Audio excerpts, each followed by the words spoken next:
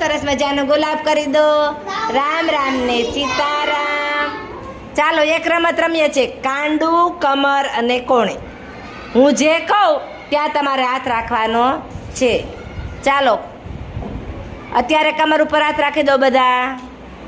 કાંડુ, કોણે, કાંડુ, કોણે, કમર,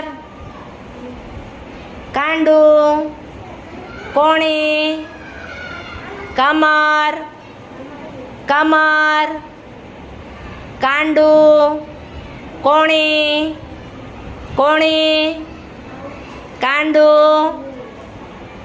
કમર, કાંડુ,